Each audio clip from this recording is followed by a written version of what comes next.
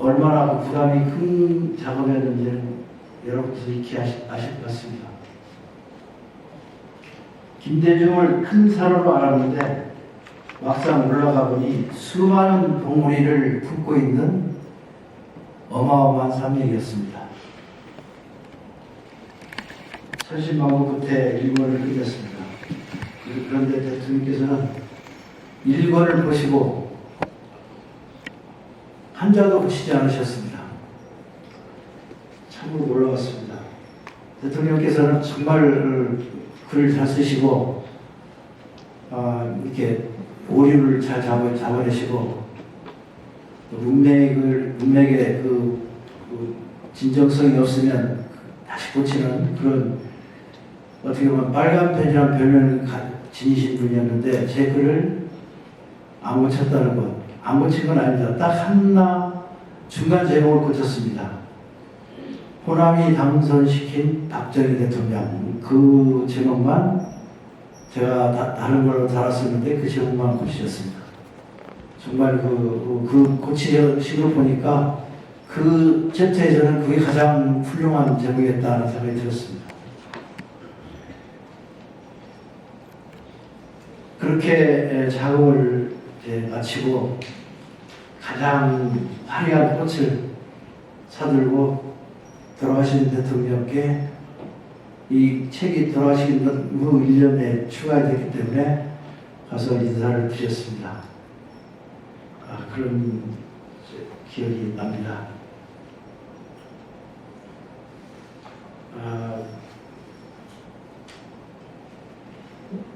김대중 대통령은 여러분이 아시는 것처럼 많은 그 깊이 있는 여러 분야에 깊이 있는 그런 사상가이면서도 종교에도 굉장히 그 해방신학에 굉장히 깊이 천착해 하셨던 그런 분이셨거든요. 그런데도 불구하고 김대중 대통령께서는 자신은 철저한 정치인이 되고 싶어 했습니다.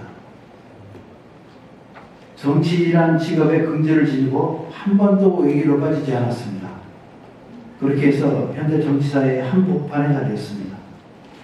김대중을 빼고는 현대사를 기술할 수 없는 위치에 서게 되었습니다.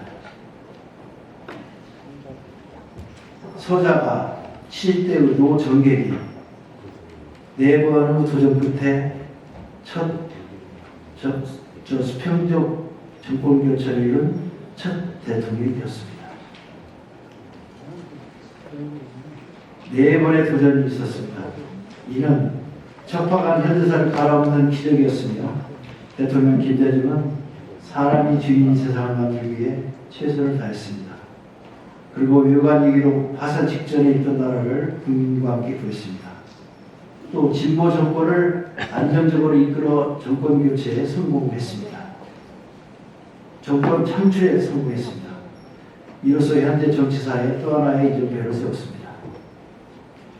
김대중의 담대하고 창조적인 도전은 한반도와 세계 분쟁 지역에 희망과 용기를 심었습니다. 우리 결여와 인류가 가야 할 상생의 길을 제시했습니다. 그리고 김대중 대통령은 숱한 명언을 남겼습니다. 김대중 대통령은 제가 생각하기에는 네이밍의 천재였습니다. 제가 앞으로 살펴볼 10가지 정언으로 본 김대중의 생애도 10가지만 뽑았지만 김대중 대통령께서 생전에 만드는 그러니까 그 명언들은 이 A4 용지를 가득 채워도 모자랄 정도로 많은 명언을 남겼습니다. 이것은 무엇을 얘기하냐면 사안을 꿰뚫고 있다는, 정확히 꿰뚫고 있다는 얘기입니다. 그리고 상상력이 풍부하고 또 어떤 일이건 진심을 다했기 때문에 그런 명언을 남길 수 있었습니다.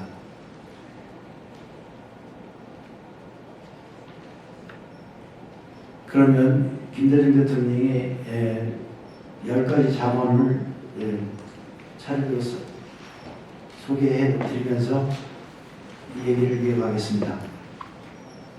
첫째, 서생적 문제의식과 상인적 현실적 감각을 가져라. 이 이 얘기는 여러분 많이 들으셨을 겁니다. 그리고 김대중 대통령이 정치적인 성공을 위해서 살집과 맷집을 키운 스스로를 다그친 그런 명언이었습니다. 원칙을 세웠다면 서생처럼 고집스럽게 흔들리지 말고 나가야 하지만 그 실천 방법에 대해서는 상인과 같이 유연하라고 이랬습니다. 김대중이 히어로 가장 많이 써줬던 글귀가 실사굿이었습니다. 공리공론이 아닌 현실 속에서 실현 가능한 길을 함께 모색해보자 하는 의도였을 것입니다. 이는 김대중 대통령이 젊은이들에게 가장 많이 들려줬던 얘기입니다. 정치인은 특히 국민만 바라보고 국민의 입장에서 유연하게 선택을 해야 한다고 적어냈습니다. 원칙만 고집하다가는 취약으로 치닫게 되는 것을 경계하라는 것입니다. 김대중은 이렇게 말했습니다. 정치인은 최선이 아니면 차선을 선택해야 한다. 상황이 나쁘면 취약을 피하고 차악을 택해야 할 때도 있다. 김대중 대통령의 삶을 돌아보면 일본과의 수교할 때 모든 야당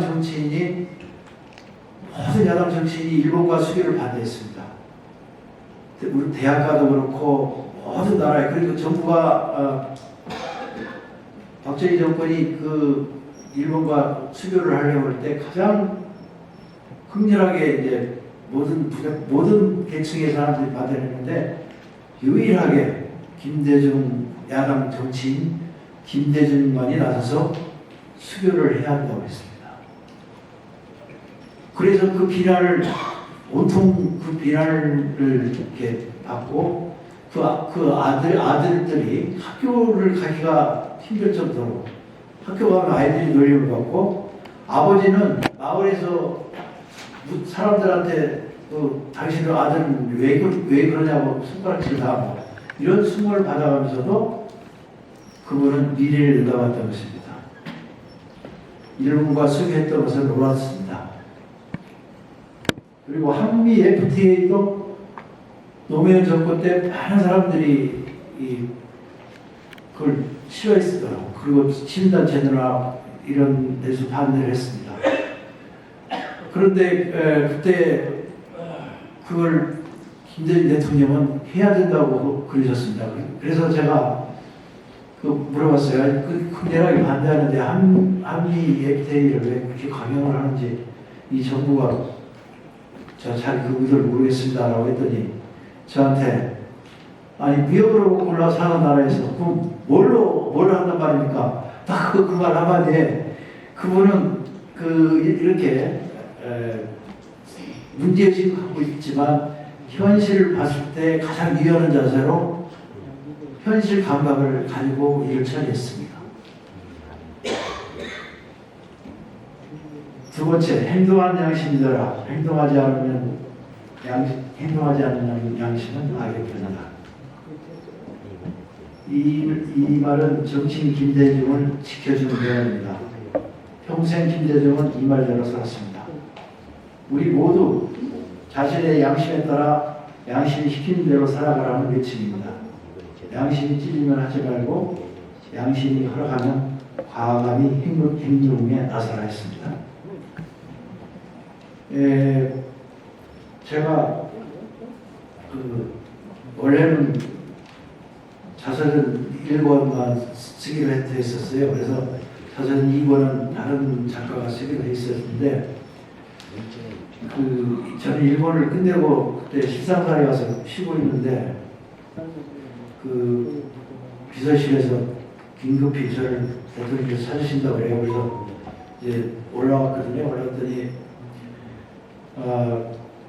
김대중 대통령께서 자서전 2권도 마저 쓰라고 그러시는 거예요. 그래서 그 말을 듣는 겁니다. 제가 정확히 기억하는 것은 7월 9일이었어요. 2009년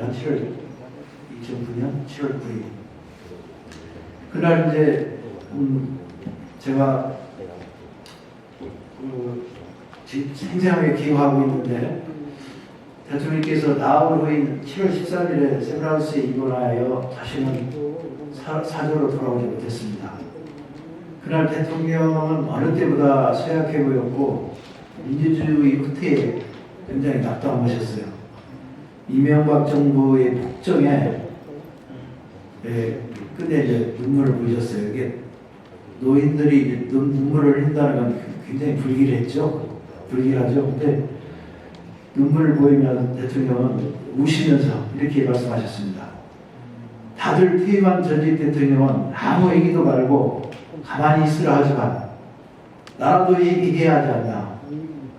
지금 지하에서 민주주의 의사 열사들이 통곡을 하고 있는데 나라도 나서야 하지 않습니까?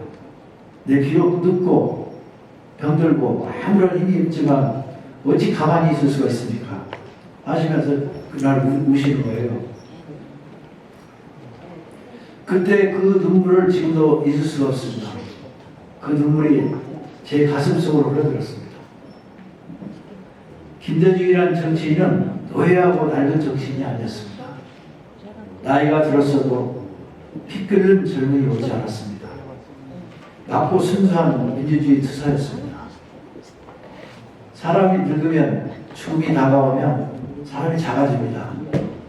품고 있는 생각도 줄어서 한두 개만 붙들고 결국 그것만 붙들고 있다가 세상을 뜨는 겁니다.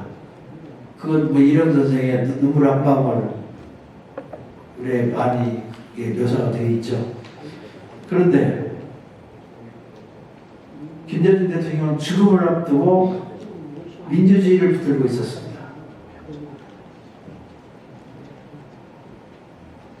이번 지방선거가 끝났지만 풀뿌리 민주주의라는 지방자치제도가 김대중 대통령이 13일 동안 단식 투쟁을 해서 쟁취한 것입니다. 그렇게 해서 이명박이 선거로 서울시장이 되어서 대권을 쟁취했고 이재명도 성남시장이 되어 대통령이 될 수 있었습니다. 하지만 요즘 보면 풀뿌리 민주주의의 근본 취지가 흔들리는 행태들이 나타나고 있습니다. 아마도 여러분께서 그 실상을 잘 아시기 때문에 더 설명드리지는 않겠습니다. 현대사에서 민주화 운동을 통해 쟁취한 법과 제도에는 김대중의 DNA가 들어있습니다. 이를 가장 충실하게 습득할 우리가 지금 청년들입니다.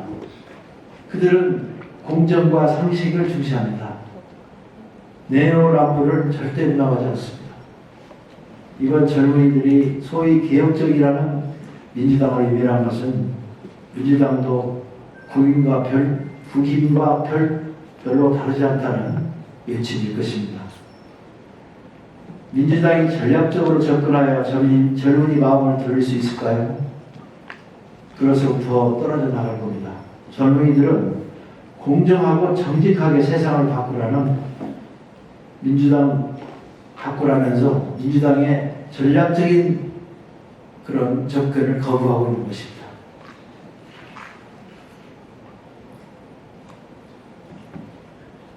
저는 그렇습니다. 집권 여당이 정신과 자세를 바꿔야 됩니다.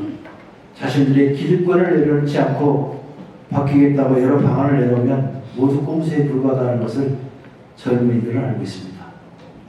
젊은이들은 자신의 기득권을 내려놓는 정치를 진정으로 원하고 있습니다. 저는 이때 가장 김대중의 정신이 필요하다고 생각합니다. 김대중의 DNA는 지금 우리나라 이 땅에 젊은이들한테 아주 제대로 각인되어 있다고 저는 생각합니다.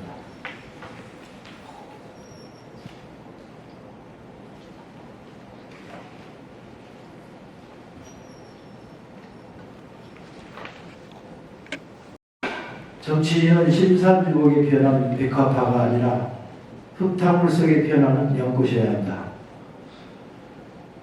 이건 정치인은 사람과 사람 사이에 있어야 한다는 얘기입니다. 현실을 벗어나 존재할 수 없다는 것입니다. 국민의 눈물과 서민의 한숨을 삼켜야 한다는 것입니다. 저 혼자 고고할 수 없다는 것입니다. 흙탕물 속에 들어가 어울리면서 함께 연꽃을 피워 올려야 한다는 것입니다. 정치는 저 혼자 향기로울 수 없습니다. 봄날의 진달래처럼 가을날 단풍처럼 함께 있어야 세상을 향기롭게 만들 수 있습니다. 그래서 정치인은 우아하거나 고상한 척을 해서는 안 됩니다. 더럽다며 세상을 외면하는 자는 또 흙탕물에서 발을 빼고 사람이 주인인 것처럼 행세를 하는 사람들은 모두 가짜입니다. 김대중은 어떤 경우에도 현실을 회피하지 않았습니다.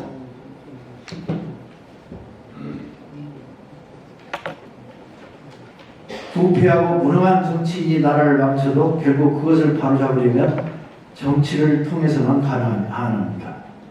현실이 암울할수록 더욱 흙탕물에 들어가 공동선을 뽑아내야 합니다. 민심에 안겨보고 또 민심에 시달려 봐야 민심이 무서움을 알 수 있습니다. 그래서 좋은 정치인은 불쑥 솟아날 수 없습니다. 현장으로 달려가 국민들과 뒹굴면서 아픔을 공유해야만 정치의 눈이 비로소 열리는 것입니다. 저는 우리 정치사를 볼 때 민심의 가장 무서운 것을 아는 사람은 삼김씨였다고 생각합니다. 삼김씨는 민심에 단련된 사람들입니다. 이번에 그 지자체장 선거가 있었지만 지자체를 도입한 것도 당시 김영삼 YS가 여당 대표를 하지 않았다면 아마 도입되기가 어려웠을 것입니다. 김대중 대통령이 단식을 했어도 여당은 모든 지자체의 임명권을 갖고 있는 여당은 그게 곧바로 모든 조직을 장악하고 있는 것 아닙니까? 그래서 지자체 선거가 없으면, 지자체가 되지 않으면 정권 교체는 절대 할 수 없습니다. 그래서 김대중 대통령이 라이샤오의 그 충고를 받아들여서 이 목숨을 걸고 이 제도를 도입해서 이렇게 이 땅의 풀풀 문제를 정착시키고 그런 다음에 이렇게 대통령이 된 거 아닙니까? 눈물겨운 겁니다, 이게. 근데 정말 이 정치를 아주 몰라서 처음부터 그냥 완전히 인생과 모든 것을 깨진 사람이 윤석열입니다. 그 사람은 딴 것이 아니고 그 사람이 뭐 인성이 좋고 나쁘고 실력이 있고 없고 무슨 포용력이 있고 이런 것을 다 떠나서 그 사람은 정치를 모르는 사람이 정치를 대권을 잡았다는 것이죠. 정말 위험했습니다. 나라가 통째로 나라를 돌아갔습니다. 그래서 민심에 단련된 사람만이 민심을 따르고 민심을 받들고 민심의 명예에 따라서 자신의 행동을 맞춰갈 수 있는 것입니다. 그래서 정치는 심산유곡에 피어난 백합화가 아닙니다. 풀탕물에 피어나는 연꽃입니다. 네 번째, 기회는 천사의 얼굴을 만나보지 않는다. 김대중은 행운은 언제나 아름다운 모습으로 우리에게 오는 것은 아니라는 겁니다. 때로는 험한 모습을 띠면서 우리렁거리며 다가온다는 것입니다.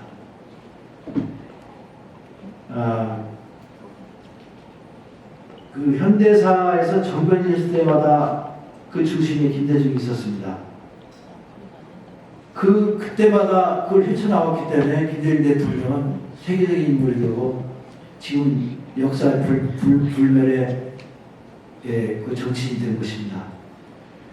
그게 어떻게 보면 박정희의 그 탄압이 없었다면 일찍이 그렇게 세계적인 거목으로 성장하지 못했을지도 모릅니다.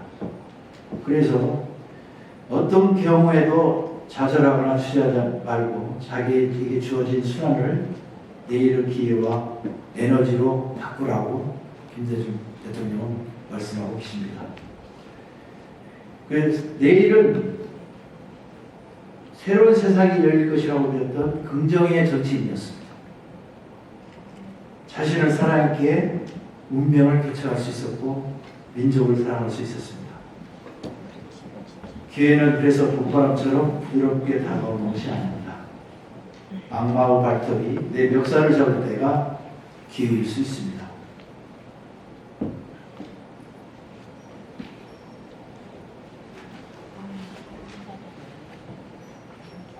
제가 그 하이도 생가를 자선을 지키기 위해서 몇 번 다녀왔는데요. 한 번은 하이도 생가를 다녀왔었더니 대통령께서 물으세요. 가서 보니까 어떻던가요? 이렇게 저한테 물어보셔요. 그래서 제가 봐도 거기서 대통령 나올 자리는 아니었거든요. 제가 아무리 봐도. 그래서 제가 거기는 대통령이 나올 거기가 간척지입니다. 간척지고 그 앞에는 저기서 놈도 조금 있고 뭐 뒤에는 별로 없고 그 배산임수의 명당자는 아니죠. 그러니까 그래서 드린 가서 보니까 대통령 이렇게 나올 자리는 아닌 것 같습니다. 그런데 대통령께서 이렇게 크게 드신 것은 그 바닷길을 메워서 길을 내듯이 그렇게 험한 길을 집을 보니까 그렇게 험한 길을 걸어왔던 것 같습니다. 라고 그렇게 얘기를 했어요. 제가 요즘 정제된 이건 아닙니다만 그런 투로 이렇게 드렸는데 그걸 그렇게 험한 길을 이렇게 오신 것 같다. 그래서 온전히 김대중 대통령 혼자의 힘으로 여기까지 헤쳐서 오신 것 같습니다. 이렇게 얘기를 드렸어요. 그랬더니 갑자기 그 웃음기가 멈추면서 가만히 계시더라고요. 누구한테도 그런 얘기 안 드시는 것 같아요. 저는 솔직히 자전을 집회를 관계로 김대중 대통령의 유일한 갑이었습니다. 그렇겠죠, 아무래도. 그래서 그 얘기 듣고는 아주 조용히 계시더라고요. 아마 제 얘기에 동감하신 것 같습니다. 정말 험난한 삶이셨습니다. 그럼에도 그걸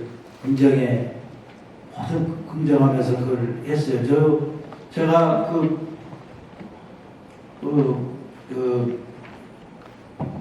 부국장 때가요. 경향신문이 좀 어려웠어요.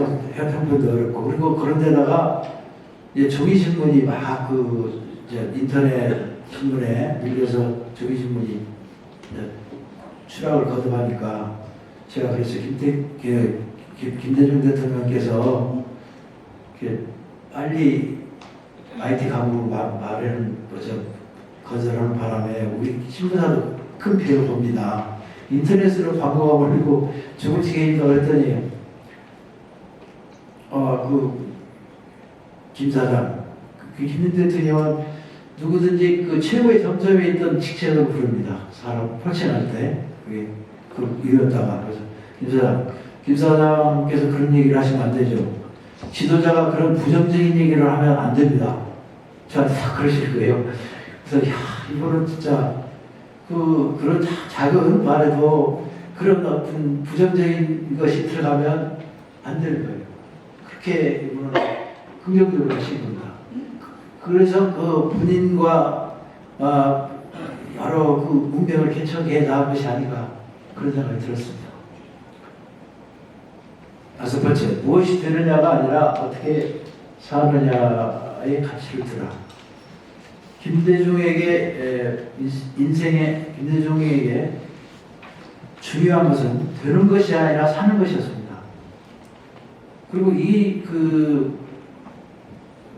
안중근과 이완용에 대한 예는 수없이 이렇게 들었어요. 이렇게 저희한테 얘기 많이 했어요. 그래서 이렇게 살려는 사람은 보상에서 만족을 하지 말고 자기 삶의 존재, 양식 그 자체에 만족을 부려야 한다. 그리고 역사는 반드시 바른 보답을 준다는 사실에 위로를 받아야 한다. 이런 얘기를 하시면서 그 비결을 이완용은 나라를 팔아서 부귀영화를 누렸지만 역사에 버림받았고 안중은 젊은 나이에 형장인술로 사라졌지만 무엇이 됐냐보다 어떻게 생각했냐고를 스스로에게 물었기 때문에 지금은 역사 속에 빛나고 있다. 이 얘기를 돌아가셨습니다. 이건 대통령이 자신을 이렇게 다잡는 그런 그런 마음속의 자만이었을 것입니다. 만일에 김대중 대통령도 많은 이용을 받았죠. 전두환 신군부 시절에 사형수로 같이 있을 때 감옥에 와서 당신이 대통령만 빼고 무슨 자리든 다 줄 테니까 우리한테 협조를 해라 라는 그런 얘기를 했었죠. 그걸 거부했고 또 3당 합당 때 노태우 대통령이 김대중 대통령한테 먼저 와서 김총재 그간 고생이 많이 많았지 않습니까? 우리랑 같이 정치를 해봅시다. 그래서 먼저 김대중 대통령한테 손을 이렇게 내밀었지만 그걸 거부했습니다. 김대중 대통령은 YS는 그걸 수락해서 대통령이 먼저 됐지만 김대중 대통령은 그걸 거부하고 민심을 지켰기 때문에 역사에 남는 대통령이 됐습니다. 저는 김대중 대통령의 김대중 대통령 굉장히 순수하고 마음이 여리고 또 무서움을 많이 타신 분이에요. 근데 그분이 그렇게 그런 큰 일들을 하고 담대하고 그럴 때는 굉장히 그냥 그런 담대히 큰 분으로 생각하는데 그렇지 않습니다. 그분은 여리고 순수한데 그렇기 때문에 그렇게 용기를 내고 변하지 않을 수도 있겠죠. 늘 이렇게 자신을 다스리고 이런 거 보면 정말 경이롭습니다. 제가 대구에 강의를 한번 하러 갔는데 그때 대구에 야당 생활을 오래 하셨던 분이 저한테 그런 얘기를 해요. 아주 풍채도 좋고 아주 거기서 굉장히 신망받는 정치인 같아 보였습니다. 나중에 이제 술을 한잔 사주면서 이제 나중에 그 술자리에서 영남의 야당은 YS 때문에 다 사라졌다. YS가 모든 영남에 있는 야당 인사들을 데리고 신군부한테 투항했기 때문에 우리 영남이 이렇게 됐다. 그래서 가만히 어떻게 보면은 지금 영남에서 보수가 된 것은 거기서부터 출발이 된 것 같습니다. 사실은 부산이나 경남 지역이 얼마나 민주화 투쟁에 앞장섰습니까? 그 사람들은 결코 그런 사람들이 아닌데 김영삼의 한 사람의 신군부에 투항해서 그렇게 야당이 황폐화된 것은 우리가 정치사적으로 잘 살펴서 누군가가 그걸 한번 규명해야 될 그런 것이라고 저는 생각합니다. 그러면서 통탄을 한 적이 있어요. 그때 그걸 보더라도 김대중 대통령의 그 당시에 그런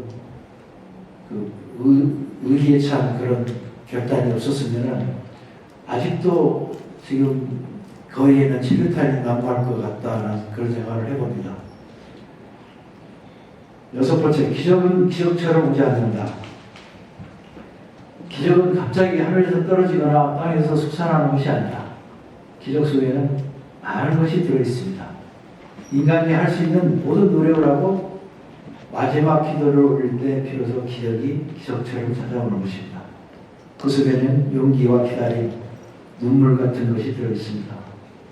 그래서 기적은 끊임없이 준비하는 사람에게 또 간절하게 바라는 사람에게 찾아옵니다.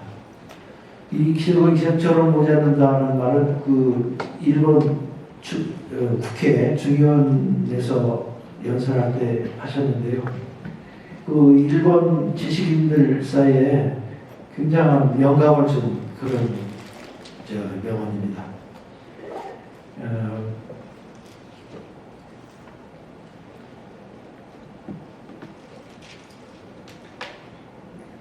김대중은 늘 준비했습니다. 죽음의 골짜기에서도 내일을 준비했습니다. 감옥에서 엘빈 토플레의 제3의 물결을 듣고 정부와 시대가 펼쳐지고 있음을 알았습니다. 김대중은 머릿속에 새로운 세상을 그렸습니다. 대통령이 되어 나라를 경영하면서도 새로운 세상의 도전은 멈추지 않았습니다. 그리고 마침내 외환위기에서도 IT 강국을 만들었습니다. 이런 기적이었습니다. 엘빈 토플러, 빌 게이츠, 손정희 세 사람은 지식정보 강국의 길을 제시해준 조언자이자 스승이었습니다. 토플러 박사는 김대중에게 지식정보 사회의 도래를 알려주었고 영감을 불어넣어 주었습니다.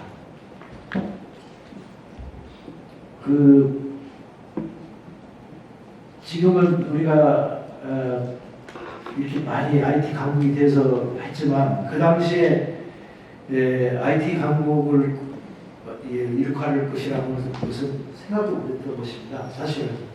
그런데 제3의 물결을 감옥에서 읽고 김대중 대통령 감옥이 자신의 대학이라고 늘 말씀하셨으니까요.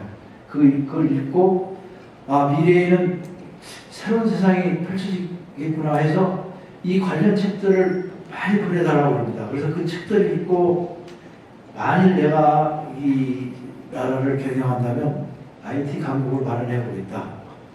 우리는 주무장대한 산업은 이미 산업혁명에서 지었기 때문에 그건 갈 수 없지만 앞으로 이제 전개될 IT 세계는 우리가 정보화 시대에서는 우리가 강국이 될 수 있다는 믿음을 갖고 계셨어요. 그래서 그렇게 전자정부를 완성하고 또 학생들에게 모든 학생들에게 컴퓨터를 제공하고 그래서 능시공이 지금은 세계에서 물론 부침이 있었습니다. 사실은 이게 그 정책을 계속 이어왔어야 되는데 이명박 정권에서 정보통신부를 없애버리고 이런 퇴행적인 몇 가지 했습니다. 그래서 지금 1세대들을 키운 사람들 지금 카카오나 넥센이나 이런 사람들이 그 꽃을 폈는데 계속 이어지 못하고 지금 제가 생각하기에는 그 로봇 산업이 우리가 뒤진 것은 그 이유를 제대로 챙기지 못한 겁니다. 계속 발달했다면 지금도 어마어마한 IT 강국으로 계속 매진했을 텐데 거기서 주춤주춤 거렸던 몇 번 있었습니다.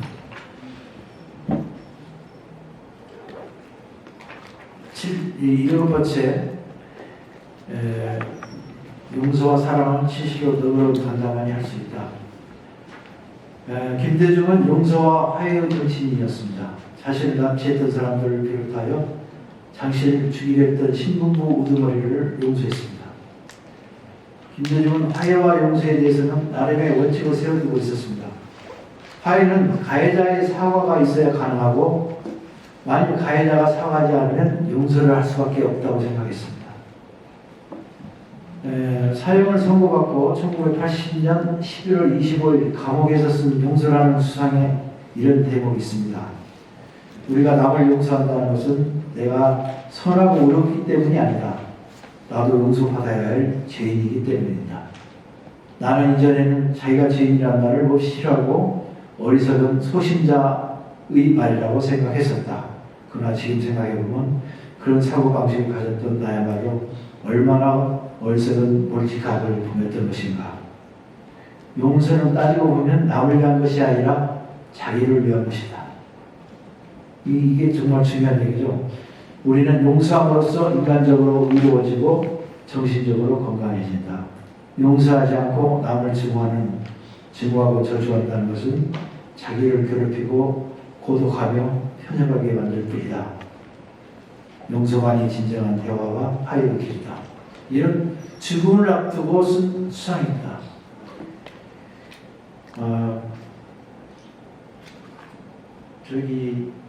여러분 잘 아시겠지만 도쿄에서 김대중 납치 사건의 실질적인 책임자였던 김기환이라는 사람이 있습니다.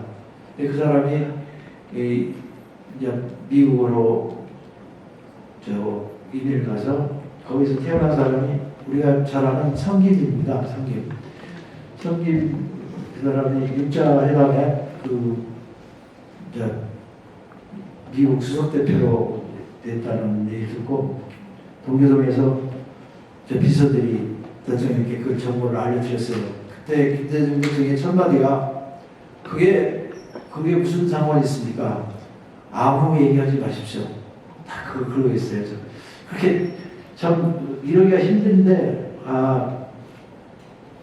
이게 참 대단한 인물이라고 저는 생각합니다. 김대중은 마지막에 자신을 의미하고 미워했던 사람들과 먼 훗날 다시 만나고 싶어 했습니다.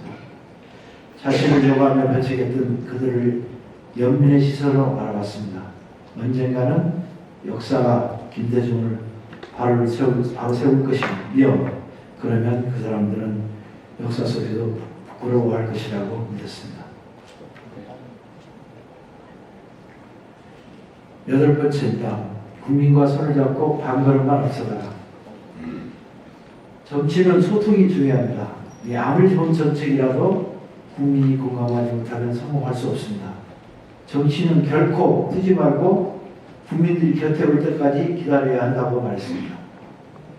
국민과 반발짝 이상 떨어지면 국민의 손을 잡을 수 없습니다.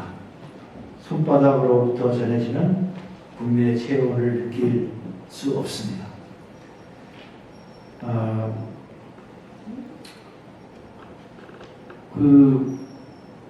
김대중 대통령은 그래서 끊임없이 국민과 가까워지는 방법을 탐색했습니다.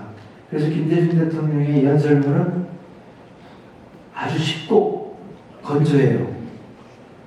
그래서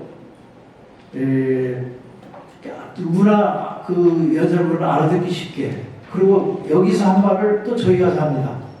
그 타이프 치는 그 사람들이 김대중 대통령이 저기서 한 얘기가 있기 때문에 이쪽에서 얘기하면 그 얘기 나오기 전에 몇 길이 털어놓는다는 거예요. 그 정도로 이게 반복을 자주 해요. 그게 무슨 얘기냐면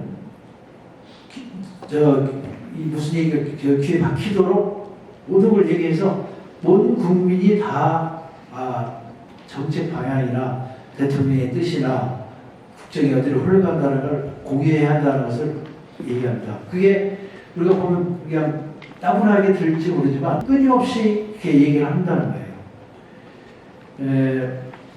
여기서 뭐 특정 대통령을 얘기하는 건 아니지만 그 대통령의 연설문이 굉장히 얘기하면 문재인 대통령의 연설문은 굉장히 감성적입니다.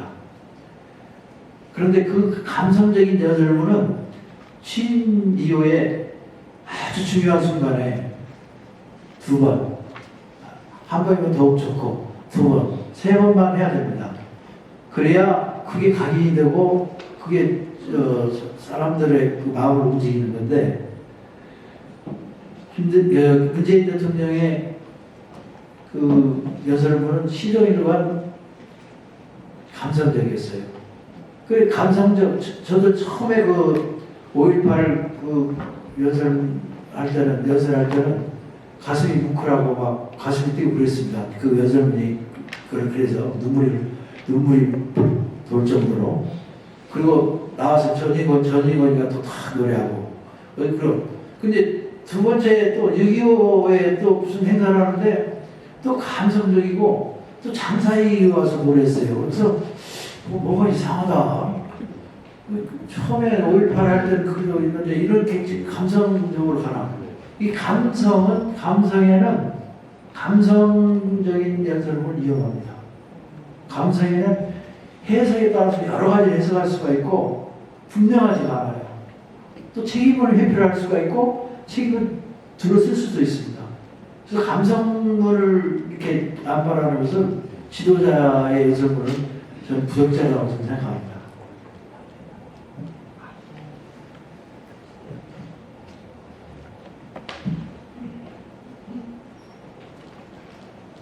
아홉 번째, 인생은 생각할수록 아름답고 역사는 앞으로 발전합니다.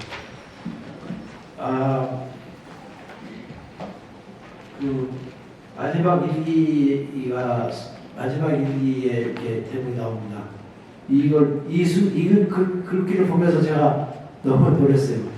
대통령이 돌아가시고 이제 일기를 마지막 일기를 근데 김대중 대통령이 그 글씨체를 이렇게 판독하는 게 좀 어려워요. 이렇게 쓰는 글씨가 한자들이 많고 또 그 한자를 이렇게 특유의 그 체가 있는데 그걸 판독하기가 어려운데 저는 이제 그걸 오랫동안 바뀌어봤기 때문에 제가 하면 빨리 하니까 저한테 그리고 사실 그때는 이명박 정권이기 때문에 그 책자 하나하나가 굉장히 민감했어요. 그게 민감한 내용이 있어서 그걸 잘 조절을 할 수 있는 게 아무래도 자전적 작가일 것 같다 해서 저한테 그걸 정리하는 역할을 제가 맡아서 정리를 했는데 인생은 생각할수록 아름답고 역사는 앞으로 발전한다 해서 제가 이걸 보면서 너무 깜짝 놀랐어요. 야, 이렇게 쓸 수가 있느냐. 제가 격정의 삶을 전해서 쓴 일기 한 구절인데요. 말년에 김대중 대통령의 모습은 현자의 모습이었습니다. 현자의 모습. 얼굴이 다 나타나는 거 아닙니까? 살아온 것들이. 근데 늘 이렇게 한 번씩 보시면 고요하고 특히 미소가 아주 우아하고 얼굴에 평화가 묻어나왔습니다. 또 일기를 보면 손자 종대에게 나의 일생에 관해서 얘기해주고 이웃 사랑이 인생 삶의 핵심인 것을 강조했다. 이런 내용들도 아주 그냥 가슴에 와닿는 것이었습니다. 그렇습니다. 김대중의 사람은 무릎이고 답이었습니다. 사람이 시작이고 끝이었습니다. 결국 인생은 아름다웠습니다. 김대중은 역사에 일시적인 반동이 있겠지만 후퇴는 없을 것이라고 믿었습니다. 그의 바람대로 우리 세상은 앞으로 발전해 나갈 것입니다. 우리가 읽은 이재지가 조금씩 뒷걸음치는 것 같아도 어느 순간 아까 말씀드렸듯이 부패한 집단이 있으면 다른 집단들이 그걸 응징하는 그런 것들이 나타날 거라고 저는 생각합니다. 김대중은 남은 사람들에게 앞으로 펼쳐질 신세계에서 부디 평화롭게 살라고 이러는 것입니다.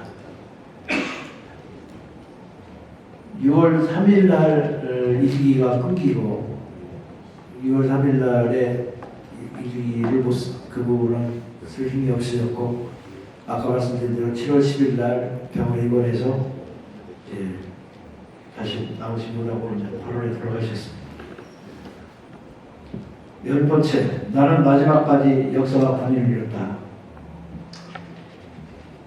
사실 이 말은 제가 당도를 했다면 김대중 대통령께 찾아가서 대통령님 이걸 묘기명으로 하십시오 라고 권했을 텐데 제가 그러지 못했습니다. 김대중 대통령은 묘기명이 사실상 딱히 저렇게 딱 생긴 묘기명이 없죠. 지금은. 근데 이걸 혹한 시절에 죽음의 앞에 있을 때, 시련을 당하고 있을 때, 교회에서, 사찰에서, 또 골방에서, 버스칸에서 김대중을 살려달라, 김대중이 시련을 이기게 해달라며 기도하고 눈물을 흘렸습니다.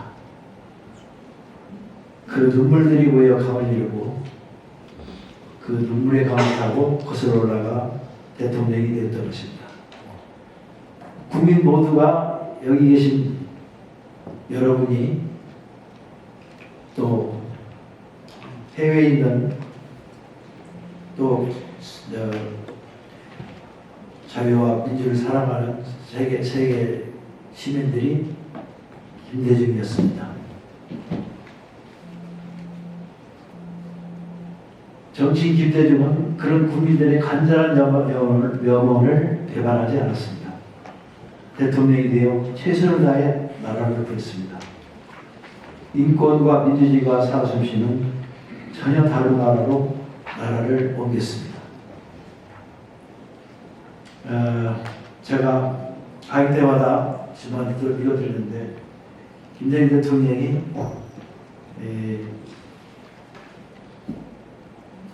국민들의 염원을 자기가 받아서 나라를 혼신의 힘을 다해서 나라를 경영하고 이룰 업적들입니다. 그 업적들을 제가 책에 모아놨으니까 들어보시기 바랍니다. 돌아보니 숨가쁜 날들이었다. 둘러보니 여러 업적들이 쌓여 있었다. 외환위기를 극복했고 남북 정상회담을 통해 6.15 공동선언문을 끌어냈다. 한반도 주변 4대국과 설진호 외교망을 설치했다. 4대 부문을 개혁하여 경제체제를 바꾸었고 국민기초생활보장법을 만들어 굶주림을 추방했다. 여성부와 국가인권위원회를 설치했고 의문사 진상규명특별법, 제주 4.3 사건 진상규명 특별법을 제정하였다. 2,700만 명의 인터넷 인구를 지닌 IT 강국을 건설했고 그렇게 해서 전자정부를 완성했다. 또 거센 반대에도 4대 보험을 도입했다. 치위 현장에서는 혈탄과 폭력이 사라졌다. 취임 당시 39억 달러에 불과했던 외환외교가 1,200달러를 넘었다. 과거 50년 동안 외국인 투자가 246억 달러에 불과했지만 국민의 정부 5년 동안에는 무려 600억 달러의 자본을 유치했다. 온 국민의 열기를 뭉쳐 월드컵 축구 4강 시설을 이뤘다. 그리고 가장 귀한 상 노벨 평화상을 받았다. 이게 김대중 대통령의 업적입니다. 박수 한번 주시면.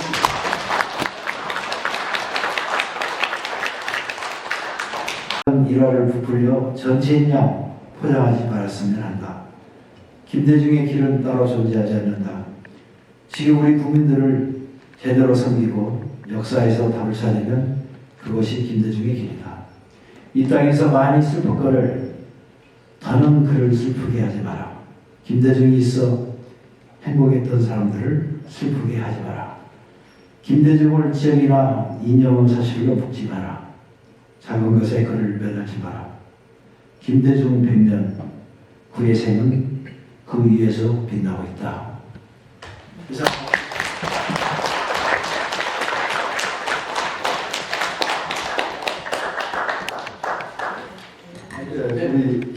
하시는 분들 그리고 우리 동기분들 중에서 정치에 꿈이 있고 또 나오신 분들도 우리 김대중 선생님처럼 화해와 용서로서 품어줄 수 있는 이런 큰 정치인이 됐으면 하는 바람으로 제가 말씀을 마치겠습니다.